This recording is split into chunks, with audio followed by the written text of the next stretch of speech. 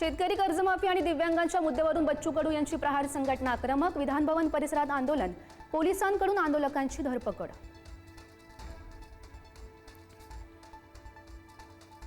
ठाकरे बंधूंच्या विजयी मेळाव्याचा पहिला टीझर प्रदर्शित. महाराष्ट्रद्रोह्यांविरोधात ठाकरेंचा लढा, सामील व्हा, वाजत गाजत मेळाव्याला या, टीझर मधून आवाहन.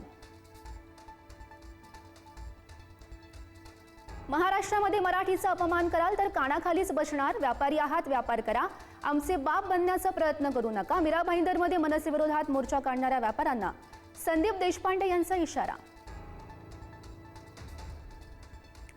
मुंबईमध्ये येऊन हिंदी भाषा बोलून दाखवणार, थांबवून दाखवा. शंकराचार्य परिषदेचे स्वामी आनंद स्वरूप यांचं मनसेला आव्हान, हातपाय तोडण्याचीही दिली धमकी.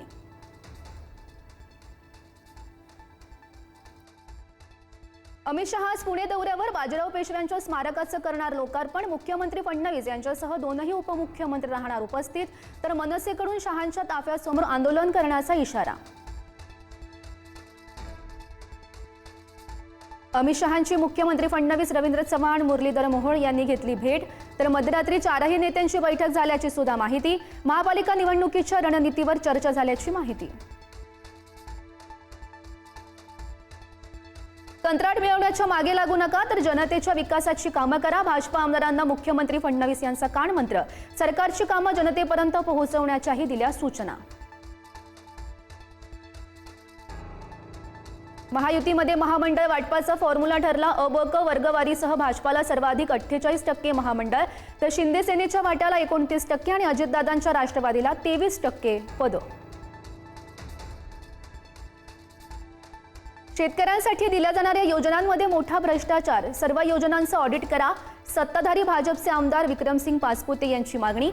शेतकऱ्यांपर्यंत योजना न पोहोचवणाऱ्या अधिकाऱ्यांच्या निलंबनाची सुद्धा केली मागणी. सरकारनं शेतकऱ्यांना निवडणुकीपुरते कर्जमाफीचं आश्वासन दिलं. आता नुकसान भरपाई म्हणून तात्काळ 50,000 रुपये द्यावेत, भास्कर जाधव यांची मागणी. तर विधानसभेमध्ये शेतकऱ्याच्या मुद्द्यांवर चर्चा सुरू असताना कृषी मंत्रीच नसल्यानं विरोधकांची नाराजी. शक्तीपीठ महामार्गाविरोधात राजू शेट्टी यांच्यासह महाविकास आघाडीचे नेते सतीश पाटील, कैलास पाटील यांचा चलो पंढरपूर आंदोलन. मुख्यमंत्री फडणवीस यांना महामार्ग रद्द करण्याची सद्बुद्धी दे, विठुराया चरणी घालणार साकडं.